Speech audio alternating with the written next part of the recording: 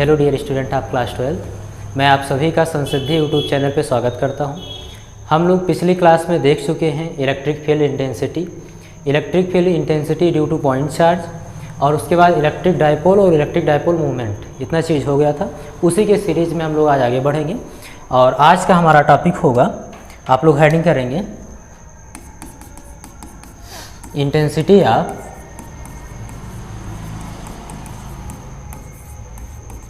Electric field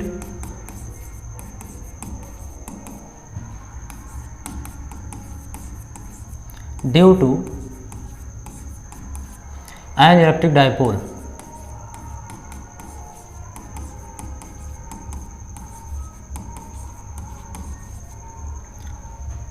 means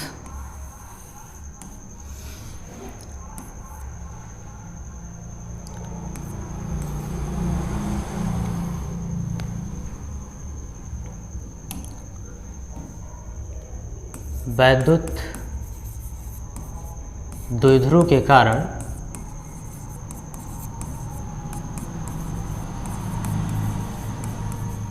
वैद्युत क्षेत्र की तीव्रता।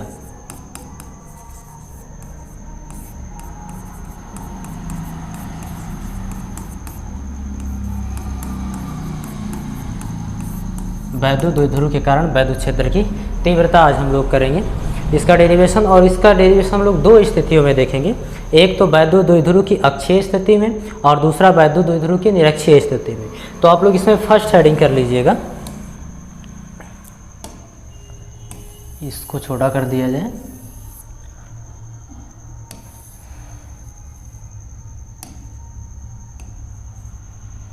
ठीक है, अब इसमें आप लोग फर्स्ट हेडिंग करेंगे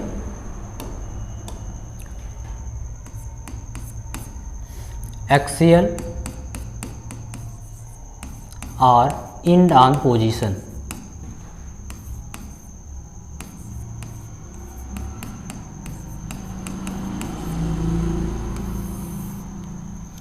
हिंदी में लिख लेंगे अक्षीय या अनुदैर्ध्य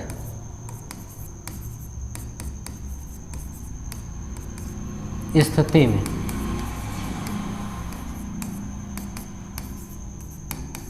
आगे इन जोड़ लीजिएगा।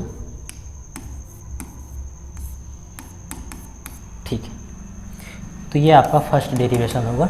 वैद्युत द्विध्रुव के अक्षीय स्थिति में या फिर अनुदैर्ध्य स्थिति में वैद्युत क्षेत्र की तीव्रता का व्यंजक प्राप्त करेंगे। पहले समझ लेते हैं अक्षीय और अनुदैर्ध्य स्थिति क्या होती है, फिर उसके बाद स्टार्ट करेंगे। तो यदि आपके पास मान लीजिए दो बिंदु आवेश ये हैं और एक ये है, और ये वैद्युत द्विध्रुव तभी होंगे जब इन पर समान परिमाण का आवेश हो किंतु विपरीत प्रकृति का आवेश हो। एक दूसरे से अल्प दूरी पर स्थित होंगे। अल्प दूरी को हम लोग 2l या 2d सपोज करते हैं कैलकुलेशन आसान करने के लिए।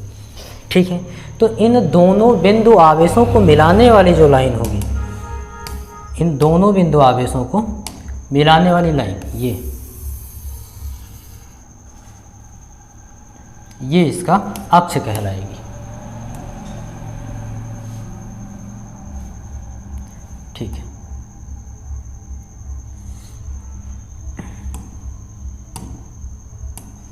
ये इसका अक्ष हो जाएगी।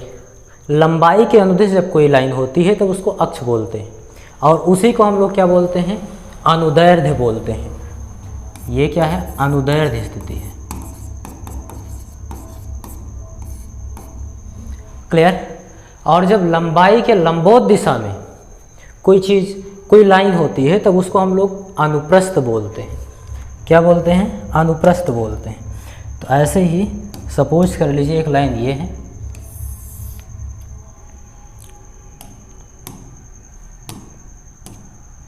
तो इस लाइन को हम लोग क्या बोलेंगे, अनुप्रस्थ बोलेंगे, क्रॉस सेक्शनल।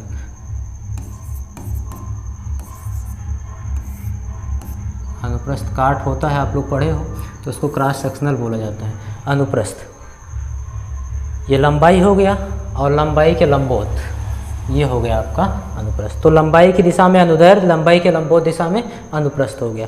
और इन दो बिंदुओं को मिलाने वाली जो लाइन होती है वो इसका क्या है, अक्ष है। जैसे आप लोग रोड देखे होंगे, रोड के बीचों बीच में एक डॉटेड लाइन खींच दी जाती है सफ़ेद पट्टी की, इस तरीके से। तो लंबाई की दिशा में ही तो इसको दो बराबर भागों में बांट रही है, तो इसलिए ये लाइन क्या होती है, रोड की अक्ष कहलाती है, ये एक्सिस होती है। ठीक है, तो इसी तरह से इन दो बिंदुओं को मिलाने वाली रेखा जो लंबाई की दिशा में है, ये द्विध्रुव की अक्ष कही जाएगी, या फिर इसी को अनुदैर्ध्य बोलेंगे। जो लंबाई के अनुदिश होता है उसको अनुदैर्ध्य बोलते हैं, और लंबाई के लंबवत दिशा में जो है इसको अनुप्रस्थ बोलेंगे या निरक्ष बोलेंगे, इसको अक्ष और इसको निरक्ष। अब इस स्थिति में यानी अक्षीय स्थिति में जब कहा जाएगा तो उसके अक्ष पर कोई एक बिंदु यहाँ कहीं भी, उस बिंदु पर आपको वैद्युत क्षेत्र की तीव्रता बतानी है। जब आपको निरक्षीय स्थिति में कहा जाएगा तो इस लाइन पर कहीं यहाँ चाहे यहाँ किसी भी बिंदु पर, यानी निरक्ष पर स्थित हो, उस बिंदु पर आपको वैद्युत क्षेत्र की तीव्रता बतानी है। चलिए अब स्टार्ट करते हैं डेरिवेशन। मुझे लगता है आपको समझ में आ गया होगा। सपोज करिए आपके पास एक वैद्युत द्विध्रुव है AB, वैद्युत द्विध्रुव AB है।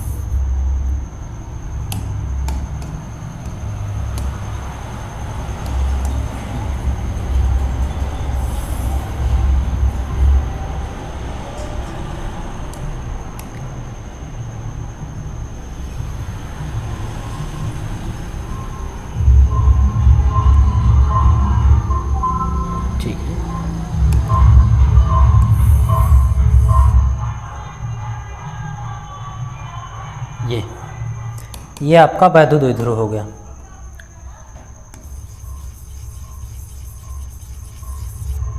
एक पॉइंट चार्ज उधर और एक पॉइंट चार्ज यहाँ पर सपोज कर लीजिए स्थित है, और ये वैद्युत द्विध्रुव तभी होगा जब इस पर समान परिमाण के और विपरीत प्रकृति के आवेश हों। मान लीजिए आपका ये वैद्युत द्विध्रुव क्या है, वैद्युत द्विध्रुव का नाम दे दीजिए AB। ये भी आपका वैद्युत द्विध्रुव है, और इन पर क्रमशः -Q और +Q आवेश स्थित है। इसका अक्ष बना दीजिए।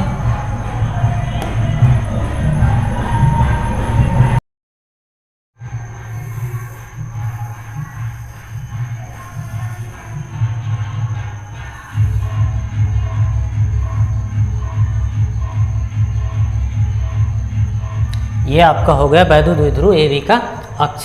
ठीक है, अब इसी अक्ष पर कोई एक बिंदु होगा जिस पर आपको वैद्युत क्षेत्र की तीव्रता ज्ञात करनी होगी। उससे पहले आप सपोज कर लीजिए वैद्युत द्विध्रुव पर -Q और +Q आवेश हो गए, AB पर स्थित हैं। यदि इसका मध्य बिंदु मिड पॉइंट यहाँ कहीं हो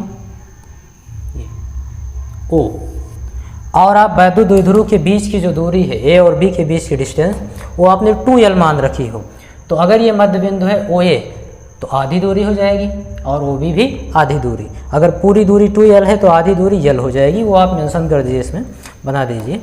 ये A से O तक एक डिस्टेंस ये हो गया, और फिर O से V तक ये आपका डिस्टेंस हो गया। इसमें लिख दीजिए ये O से A तक L और O से V तक। बात क्लियर? अब ये पूरी दूरी आपकी 2L हो गई। पूरी दूरी AB 2L थी, तो आधी दूरी 2L डिवाइड बाई 2, 2 से भाग करते हुए L बचेगा। यहाँ तक बात क्लियर है? हम लैंग्वेज में क्या लिखेंगे, लिख देंगे माना एक वैद्युत द्विध्रुव AB जिन पर क्रमशः -Q व +Q आवेश एक दूसरे से 2L दूरी पर किसी ऐसे माध्यम में स्थित है जिसका परावैद्युतांक K है। फिर लिख देंगे माना वैद्युत द्विध्रुव के मध्य बिंदु O से R दूरी पर, मध्य बिंदु O से R दूरी पर इसकी अक्षीय स्थिति में, यानी इसके अक्ष पर ही कोई एक बिंदु P होगा। कोई एक बिंदु क्या है यहाँ पर, ऐसे P है, जिस पर हमें वैद्युत क्षेत्र की तीव्रता ज्ञात कर दी। कितनी दूरी पर आप मान लिए थे, R दूरी पर, वो यहाँ बना दीजिए। बात क्लियर है? फिगर आपका पूरा क्लियर हो गया। अब हम डेरिवेशन स्टार्ट कर सकते हैं। बिंदु P पर आपको वैद्युत क्षेत्र की तीव्रता बतानी है।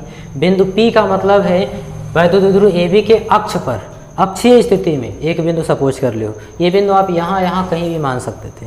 मैंने मध्य बिंदु O से r दूरी पर इसके अक्ष पर एक बिंदु P यहाँ माना है और इस पर आपको वैद्युत क्षेत्र की तीव्रता बतानी है। तो सिंपल सी बात है, इस बिंदु पर दो वैद्युत क्षेत्र की तीव्रताएं काम करेंगे, एक तो -q आवेश के कारण और दूसरा +q आवेश के कारण। तो दोनों वैद्युत क्षेत्र की तीव्रताएं ज्ञात करते हैं, फिर स्टार्ट करते हैं। देखिए लैंग्वेज लिखेंगे, माना लिख देंगे यदि -q आवेश, डायरेक्ट लिखिए -q आवेश के कारण बिंदु P पर, पहले प्लस वाला कर लीजिए, कोई दिक्कत नहीं है, ऐसा करने से कैलकुलेशन आपका आसान हो जाएगा। ठीक है, तो +q आवेश के कारण बिंदु P पर वैद्युत क्षेत्र की तीव्रता,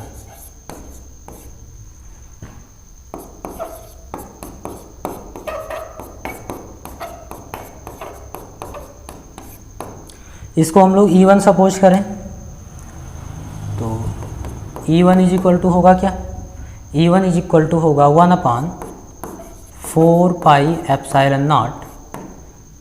और किसी ऐसे माध्यम में स्थित है जिसका परावैद्युतांक कैपिटल K है, तो यहाँ पर डाइलेक्ट्रिक कांस्टेंट भी ले लेंगे, परावैद्युतांक K इनटू वैद्युत क्षेत्र की किसी बिंदु आवेश के कारण किसी बिंदु पर वैद्युत क्षेत्र की तीव्रता आप जानते हो। मान लीजिए कोई बिंदु आवेश यहाँ कैपिटल Q है, इससे r दूरी पर एक बिंदु यहाँ, इस पर वैद्युत क्षेत्र की तीव्रता ज्ञात करनी है, तो आप लोग लिखते हो 1/4πε0K, अगर माध्यम का परावैद्युतांक K है तो, इंटू वो बिंदु आवेश जिस बिंदु आवेश के कारण आप किसी पर ज्ञात कर रहे हो, बटे उन दोनों बिंदुओं के बीच की दूरी का वर्ग, r का वर्ग।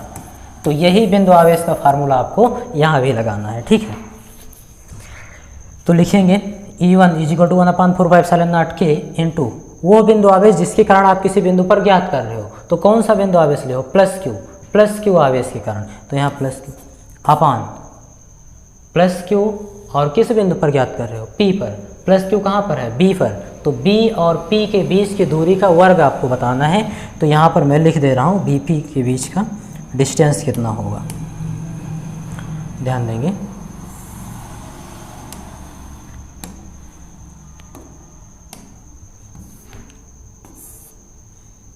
इन फिगर में देखिए BP, आपको BP चाहिए, OP आपको पता है पूरी दूरी R, अगर हम पूरी दूरी में से इतना दूरी घटा दें तो BP आपको इतना मिल जाएगा। पूरी दूरी का मतलब OP में से आप OB घटा दो तो BP आपको मिल जाएगा। बात क्लियर है, तो पूरी दूरी कितनी है, OP में से क्या घटाना है, OB इतना, तो आपको फिर BP मिल जाएगा। तो BP की वैल्यू क्या होगी, OP की वैल्यू यहाँ R है, R माइनस OB की वैल्यू यहाँ L है, ये लीजिए BP की वैल्यू कितनी आ गई, R माइनस L। तो भैया +q के कारण बिंदु P पर वैद्युत क्षेत्र की तीव्रता ज्ञात कर रहे थे, तो +q और बिंदु P के बीच की दूरी BP का स्क्वायर होगा, तो BP की वैल्यू R माइनस L है, तो यहाँ R माइनस L का स्क्वायर हो जाएगा। वैल्यू पुट कर देंगे R माइनस L का स्क्वायर। ठीक है, इसको इक्वेशन बना दीजिए, इक्वेशन नंबर फर्स्ट कर दीजिए, यहाँ डायरेक्शन भी ज़रूर शो कर देंगे। इसकी दिशा क्या होगी, ये चीज़ लिख दे रहे हैं। दिशा ज्ञात करने के लिए हम लोग क्या करते हैं, जिस बिंदु पर डायरेक्शन ज्ञात करना होता है उस बिंदु पर हम लोग अपना एक परीक्षण आवेश टेस्ट चार्ज रखते हैं, वो जिस दिशा में जाता है वही उस वैद्युत क्षेत्र की डायरेक्शन होती है। तो इस पॉइंट पर आप +1 कूलाम रखो, ये भी प्लस है, ये भी प्लस है। लाइक चार्जेस रिपल मीन समान प्रकार के आवेश एक दूसरे को प्रतिकर्षित करेंगे, तो ये वाला +q इस वाले को दूर भगाएगा। ठीक है, यहाँ ये वाला इसको दूर नहीं भगाएगा क्योंकि ये टेस्ट चार्ज है, ये किसी पर इफेक्ट नहीं डालता है, ये काल्पनिक है। तो ये प्लस इस प्लस को दूर भगाएगा, यानी ये धनावेश किस डायरेक्शन में जा रहा है, इस डायरेक्शन में जा रहा है। तो +q आवेश के कारण इस बिंदु पर जो वैद्युत क्षेत्र की डायरेक्शन होगी वो इसी दिशा में होगी और दोनों बिंदुओं को मिलाने वाली रेखा के अनुदिश होगी। तो वो डायरेक्शन शो कर दीजिए, हम लोग यहाँ लिख देंगे।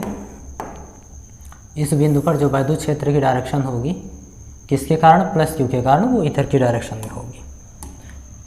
थोड़ा हाईलाइट करेंगे ये, और उसको आपने मान क्या रखा है, E1 मान रखा है।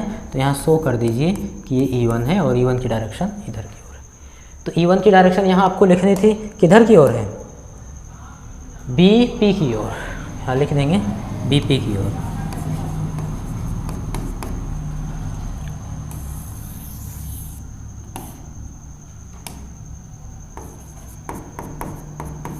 ठीक है, और इसको इक्वेशन नंबर फर्स्ट बना लेंगे। बात क्लियर। अब पूरे को थोड़ा छोटा करेंगे।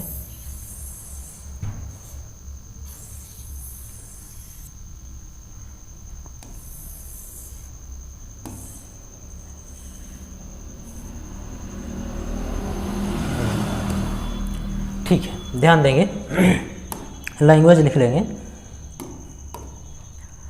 ये तो हो गया प्लस क्यू आवेश के कारण बिंदु P पर वैद्युत क्षेत्र की तीव्रता E1। ठीक, ऐसे ही अब माइनस क्यू आवेश के कारण बिंदु P पर वैद्युत क्षेत्र की तीव्रता फाइंड आउट करिए। तो लिखेंगे माइनस क्यू आवेश के कारण बिंदु P पर वैद्युत क्षेत्र की तीव्रता।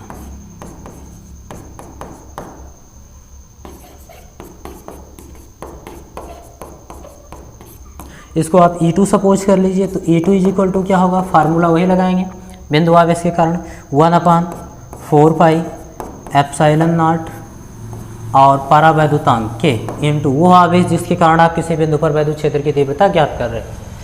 तो यहाँ पर माइनस क्यू आवेश के कारण बिंदु P पर वैद्युत क्षेत्र की तीव्रता ज्ञात कर रहे हो। तो यहाँ आवेश का हम परिमाण लेंगे, केवल क्यू लेंगे। क्यों लेंगे, क्योंकि वैद्युत क्षेत्र की तीव्रता सदिश राशि है और माइनस का मतलब यहाँ केवल डायरेक्शन है। डायरेक्शन हम लोग अभी लिख देंगे और डायरेक्शन के अकॉर्डिंग का परिणाम ही निकाल लेंगे। बात क्लियर है। अगर ये अदिश राशि होता, जैसे वैद्युत विभव वगैरह होते हैं, तो साधारण बीजगणितीय नियम से जोड़ना होता है, यानी चिन्ह सहित हम जोड़ घटा देते। बात क्लियर। तो यहाँ पर क्यू अपान उन दोनों बिंदुओं के बीच की दूरी का वर्ग। तो माइनस क्यू कहाँ स्थित है, ए पर, और किस बिंदु पर आप ज्ञात कर रहे हो, पी पर, यानी ए पी का वर्ग। ए और पी के बीच के डिस्टेंस आप निकाल लीजिए और उसका क्या करा दीजिए, वर्ग कर दीजिए। तो यहाँ पर निकाल लेंगे, लिखेंगे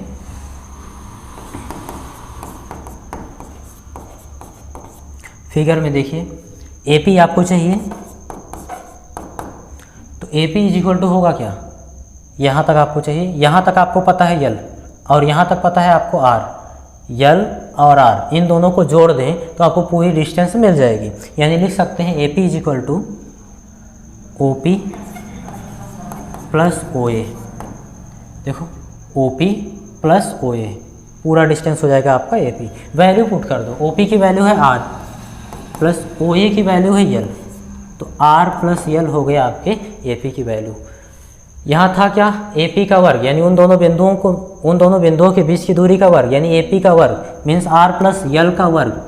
आर प्लस यल का ये वर्ग हो जाएगा। बात क्लियर है। इसकी डिस्टेंस लिख दीजिए।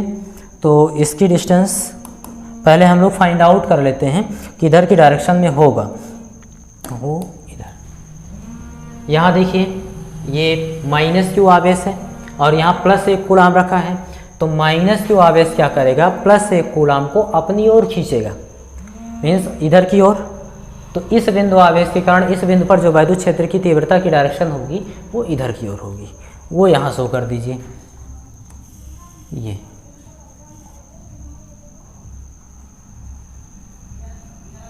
ठीक है। कलर चेंज कर दें, विजिबल हो जाए बढ़िया से। चलो ये वाला ले लेते हैं, ये ठीक है।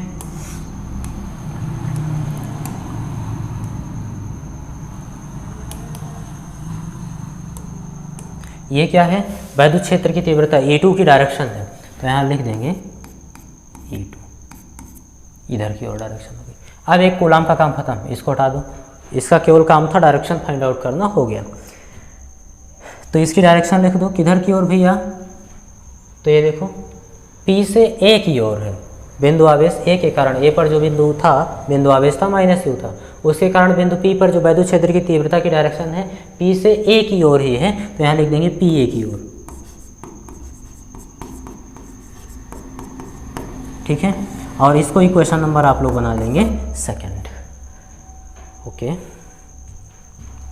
अब इधर बिठा देंगे, इधर देखते हैं। बिंदु P पर आपको दोनों वैद्युत क्षेत्र की तीव्रताएं E1 व E2 मिल गई हैं और दोनों क्या है, विपरीत दिशा में है। तो आप लिखेंगे चूंकि वैद्युत क्षेत्र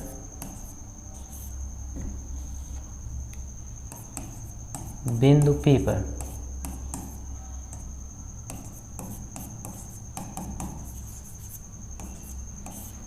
वैद्युत क्षेत्र की तीव्रताएं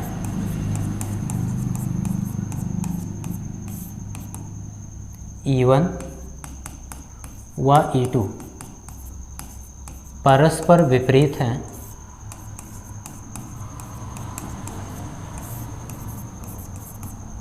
ठीक है। इसलिए बिंदु P पर परिणामी वैद्युत क्षेत्र की तीव्रता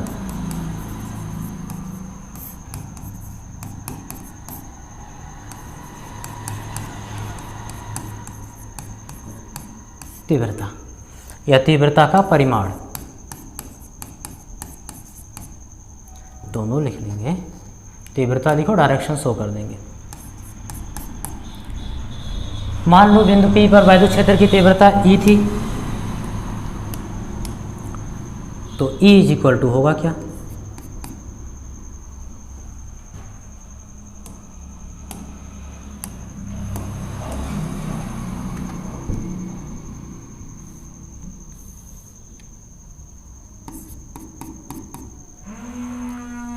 दोनों वैद्युत क्षेत्र की तीव्रताओं का यहाँ अंतर होगा। क्यों? क्योंकि वैद्युत क्षेत्र की तीव्रताएं सदिश राशि हैं और सदिश राशियाँ जब एक दिशा में हो तो जोड़ी जाएंगी, विपरीत दिशा में हो तो घटाई जाएंगी। और अगर थीटा कोण पर झुकी हुई है, जैसे ये मान लीजिए ए है और ये आपका बी है और इन दोनों के बीच का कोण थीटा है, तो जब इनका परिणामी निकालेंगे और इनका रिजल्टेंट आर से अगर लिखें तो आर इज इक्वल टू होता है under root A square plus B square plus 2ab cos theta. इसी फार्मूले से हम लोग प्रूफ करते हैं। अगर थीटा 0 होगा तो एक ही डायरेक्शन में हो जाएगी, तो आर की वैल्यू आपको a प्लस बी मिलेगा, यानी दोनों सदिशों का योगफल मिल जाएगा। अगर थीटा की वैल्यू 180 कर दी जाए, यानी ये सदिश राशि एकदम विपरीत में हो जाए, तो यहाँ पर आपको a माइनस बी मिल जाता है परिणामी, यानी उन दो सदिशों का अंतर मिल जाता है आपको, ठीक है। घटाते हैं, और अगर थीटा कोण पर है तो समांतर चतुर्भुज के नियम से ये लगा देंगे। बात क्लियर है? या फिर इसका घटक तोड़ के हल कर लेंगे। तो इसी फार्मूले से हम लोग प्रूफ कर चुके हैं। 11th में आप लोग वेक्टर पढ़ चुके हो। यदि सदिश राशियाँ विपरीत दिशा में हो तो घटाई जाएंगी, एक ही दिशा में हो तो जोड़ी जाएंगी।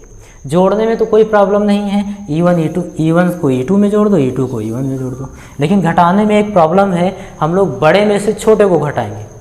तो यहाँ पर आपको फाइंड आउट करना है कि E1 बड़ा है कि E2 बड़ा है। अगर E1 बड़ा होगा तो E1 में से E2 घटाएंगे, अगर E2 बड़ा होगा तो E2 में से E1 को घटाएंगे। घटाएंगे क्यों? क्योंकि विपरीत दिशा में है, ठीक है। तो यहाँ पर एक चीज़ समझिए, E1 और E2 में 1/4πε0 के और Q कॉमन है, 1/4πε0 के इंटू Q, यहाँ तक दोनों चीज़ कॉमन है। ये यहाँ E1 निर्भर किस पर कर रहा है? E1 1/r - l का होल स्क्वायर इस पर, और E2 1/r + l का होल स्क्वायर, इन दोनों चीज़ों पर, इन्हीं दोनों में से देखना है।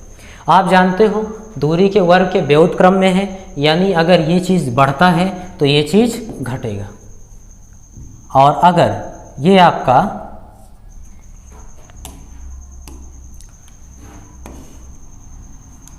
घटता है तो ये आपका बढ़ेगा। इसी पर हम लोग बात करेंगे। तो सीधी सी बात है, दोनों में आपको चेक करना है कौन बड़ा है कौन छोटा है। यहाँ देखिए आर में यहाँ कुछ जोड़ा गया है, फिर उसका वर्ग किया गया है। यहाँ आर में कुछ घटाया गया है, फिर उसका वर्ग किया गया है। अगर मैं आर की वैल्यू यहाँ पर मान लूँ 10 है और यल की वैल्यू मान ली 2 है, तो यहाँ पर लिखा क्या है वास्तव में 1/r - l, यानी 10 - 2 8, 8 का वर्ग 64, और यहाँ पर r + l यानी 10 2 12, 12 का वर्ग 144। आपको समझ में आ रहा है कि ये वाली चीज़ ज़्यादा है। सिंपल सी बात है, इसमें कुछ जोड़ के वर्क किया गया है तो ये ज़्यादा होगा, ये ज़्यादा है तो E2 कम होगा इसकी तुलना में, है ना। और ये यहाँ कम है तो ये ज़्यादा होगा। यानी साफ पता चल रहा है कि जो वैद्युत क्षेत्र की तीव्रता है E1 ज़्यादा है और E2 कम है। ठीक है, ये चीज़। तो हम क्या करेंगे, ज़्यादा में से कम को घटा देंगे। तो यहाँ लिख देंगे चूँकि E1 is greater than E2, इसलिए हम E1 में से घटाएंगे E2 को। वैल्यू पुट करिए और सॉल्व करिए।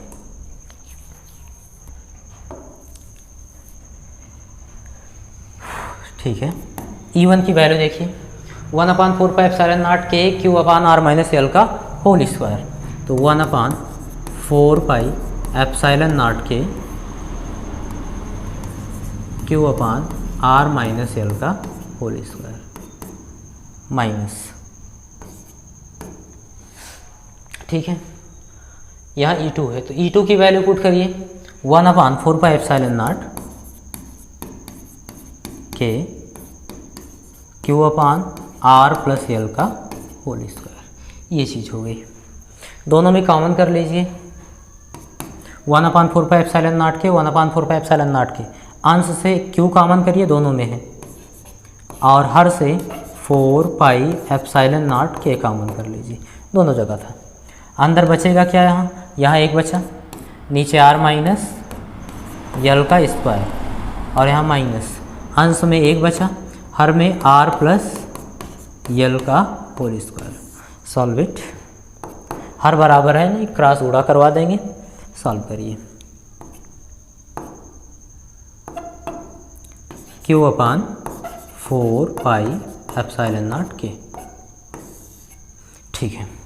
R प्लस L का होल स्क्वायर एक में गुणा होगा, R प्लस L का होल स्क्वायर होगा। इसको फार्मूले पे भी खोल दो तो A square means R square plus B square means L square plus 2AB यानी 2RL, ये हो गया आपका A प्लस B का होल स्क्वायर का गुणा एक में हुआ, माइनस A माइनस B का होल स्क्वायर यानी R माइनस L का होल स्क्वायर लिखा है, इसका एक में गुणा करोगे तो R माइनस L का होल स्क्वायर। इसको फार्मूले पे ओपन कर दो तो A square means R square plus B square means L square minus 2AB means minus 2RL upon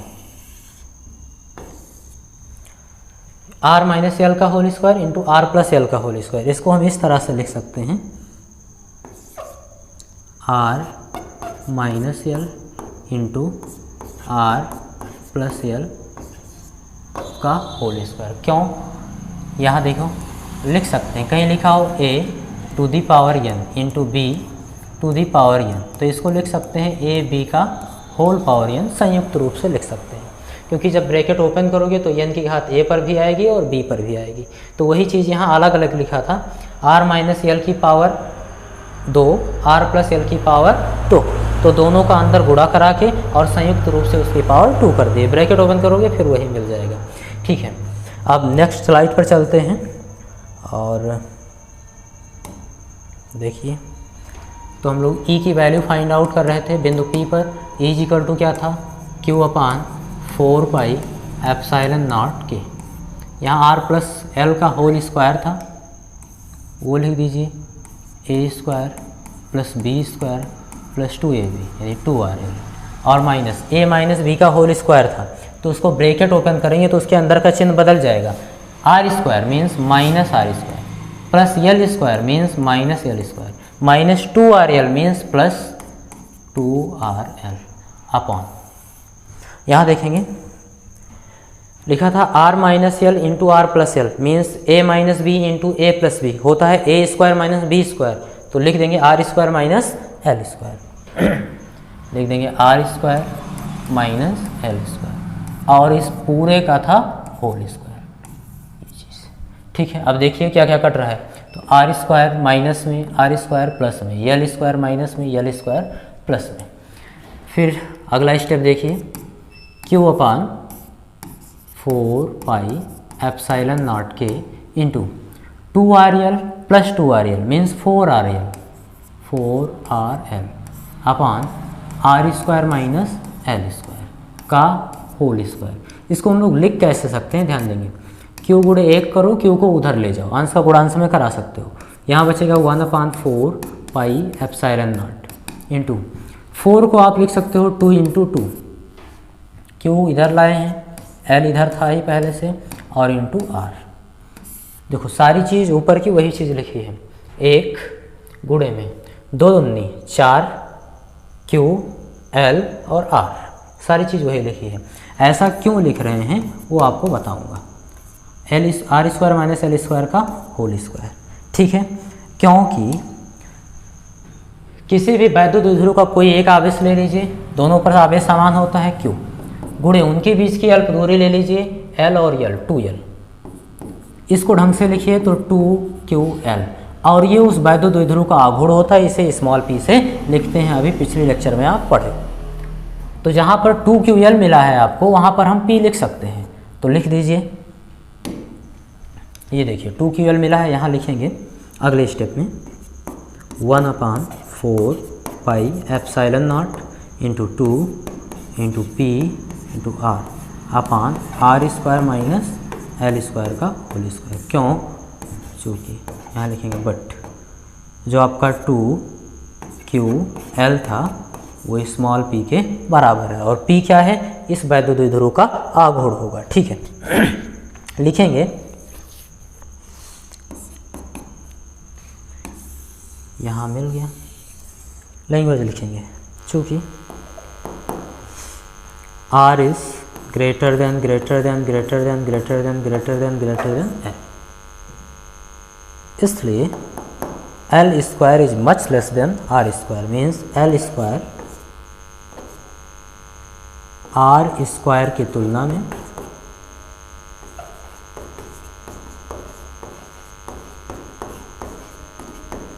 और भी छोटा होगा, बता रहा हूँ, और भी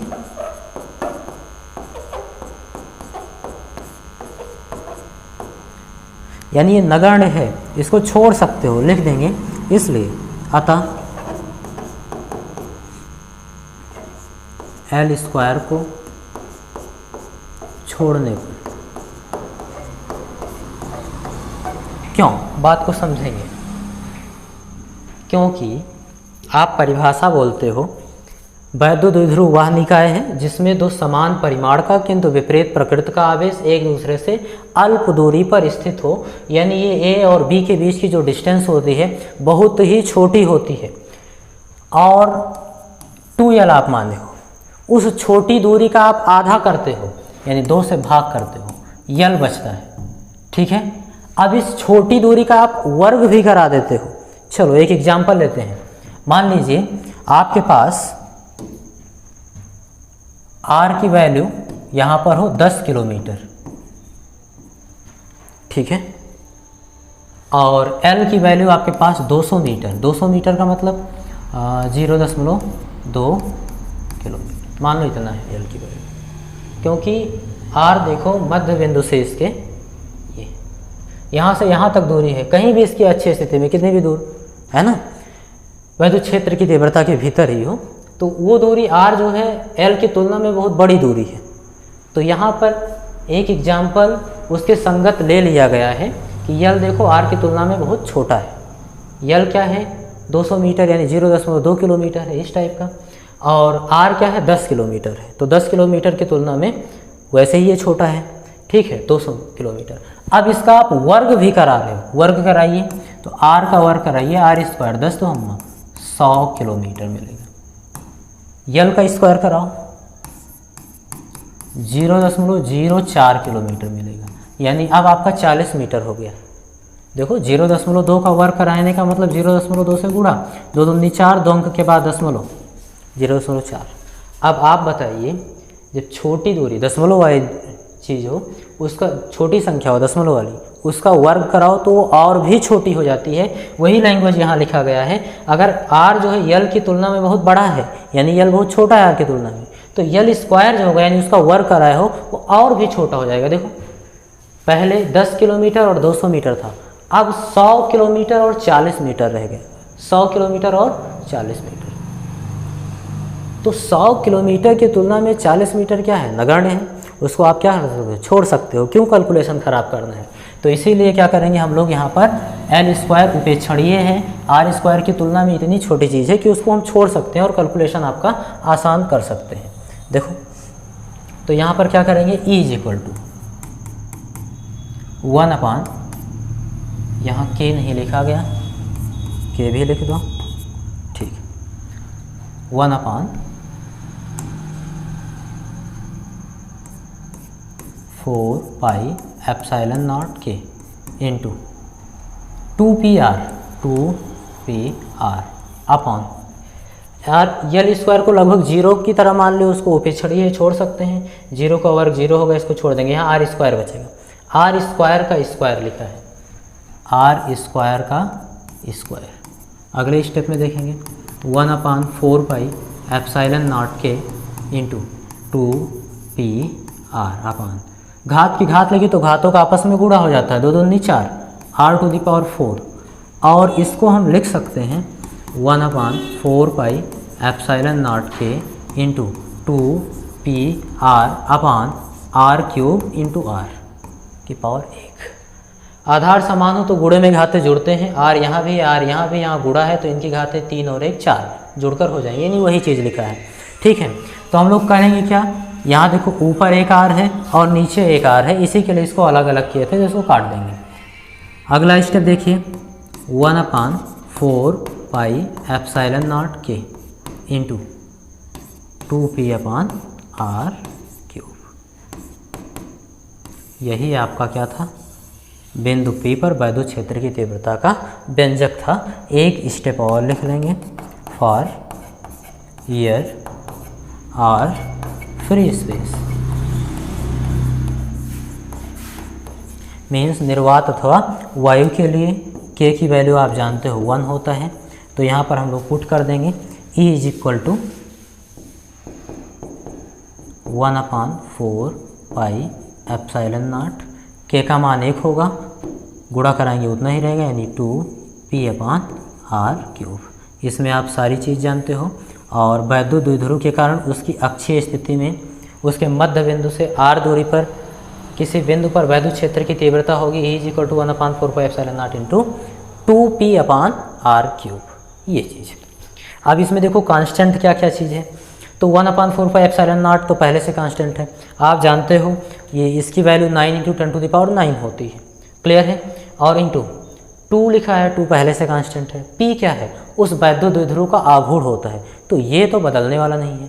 क्यों, क्योंकि वैद्युत द्विध्रुव का आप आघूर्ण निकालते कैसे हो, वैद्युत द्विध्रुव का कोई एक आवेश क्यों लेनी है, अब कोई भी एक आवेश लेंगे क्यों, इसका मान तो बदलने वाला नहीं है, जो आप वैद्युत द्विध्रुव का आवेश ले लेंगे वही रहेगा, गुणे उनके बीच की अल्प दूरी, अगर उनके बीच की अल्प दूरी 2l है तो वो भी फिक्स रहने वाली है, वो भी बदलने वाली नहीं है, तो यही तो है आपका p, 2ql है, तो p ही क्यों बदलेगा, ये भी कांस्टेंट हो जाएगा, यानी किसी एक वैद्युत द्विध्रुव के लिए क्या होगा, ये आपका कांस्टेंट, तो p भी कांस्टेंट हो गया, 2 भी बचा, केवल r मीन्स जो वैद्युत क्षेत्र की तीव्रता होती है E, वो यहाँ पर केवल और केवल 1 अपान r क्यूब पर निर्भर करती है, ठीक है। यानी वैद्युत द्विध्रुव के मध्य बिंदु से उस बिंदु तक की दूरी के तृतीय घात के व्युत्क्रमानुपाती होती है। अगर ये डिस्टेंस बढ़ती जाएगी तो वैद्युत क्षेत्र की तीव्रता घटती जाएगी, अगर ये डिस्टेंस कम रहेगी तो वैद्युत क्षेत्र की तीव्रता ज़्यादा रहेगी। ये आप स्क्रीनशॉट ले लीजिए, और आपका एक डेरिवेशन हो गया। उम्मीद करते हैं आपको समझ में आया होगा। अगर आपको समझ में आया है तो अपने दोस्तों के साथ ज़रूर शेयर करिए। Thank you.